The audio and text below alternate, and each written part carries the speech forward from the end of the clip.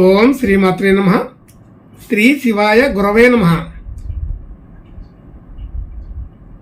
యః కర్తా జగతాం భర్త సంహర్త మహసాం నిధి ప్రణమామితమాదిత్యం బహిరంతస్తమోపహం.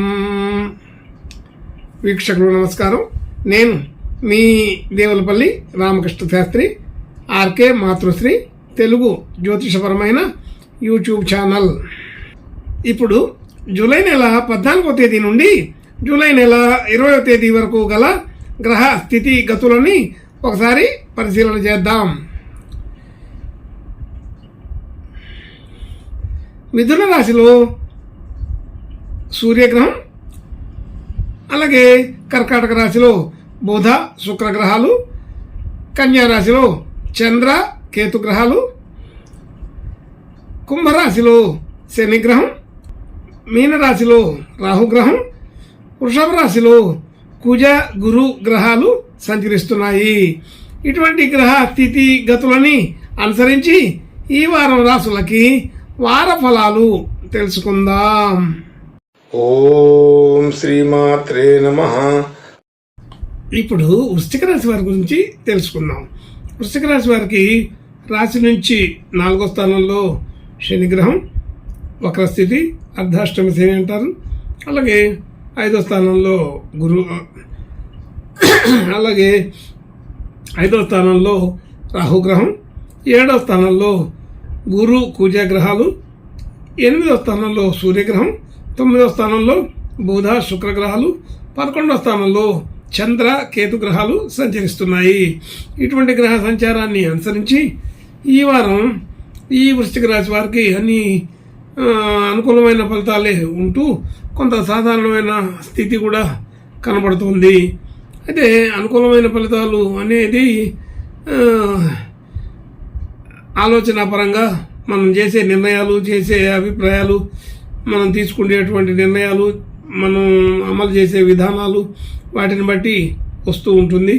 అయితే అవన్నీ కూడా సకాలంలో సరైన నిర్ణయాలు తీసుకోవడం జరుగుతుందని తెలుస్తోంది. ఆలోచన తీరు కూడా బాగా ఉంటుంది.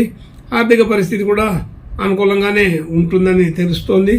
అయితే పూర్తి అనుకూలత అంటే అన్ని పనులు ఒకే విధంగా ఉండవు. కొన్ని పనుల్లో కొంత అనుకూలమైన వాతావరణం, అంటే ఆర్థిక స్థితికి సంతృప్తి కలిగేవి కొన్ని, ఆలోచన సరళి అమలు చేసే విధానానికి సంతృప్తి కలిగే పద్ధతిలో కొన్ని ఉంటూ ఉంటాయి. మొత్తానికి సంతృప్తి కలిగిన పరిస్థితే ఉంటుంది. అలాగే కుటుంబ సభ్యులు, బంధుమిత్రులు అందరితో కూడా అనుకూలత, సఖ్యత బాగానే కుదురుతుంది. గృహ వాహన యోగాదులు అంత పెద్ద అనుకూలత లేవు. అంటే కొత్తగా క్రయ విక్రయాదులు చేయాలనుకునే వారికి సంబంధించిన విషయం. అలాగే విద్యార్థులకి విద్యా సంబంధించిన విషయాలకి అనుకూలత సాధారణంగా ఉంటుంది. మంచి పట్టుదలతోటి అన్ని విషయాల్ని రాణించడానికి ప్రయత్నం చేస్తారు. అలాగే రుణ సంబంధించిన విషయాల్లో కొంత ఒత్తిడి ఇంకా పూర్తిగా తగ్గదు, క్రమక్రమంగా తగ్గుతుంటుందని తెలుస్తోంది. అలాగే భార్యాభర్తల మధ్య అనుకూలత బాగానే ఉంటుంది. మనం ఎక్కడైతే ఎవరితోటైతే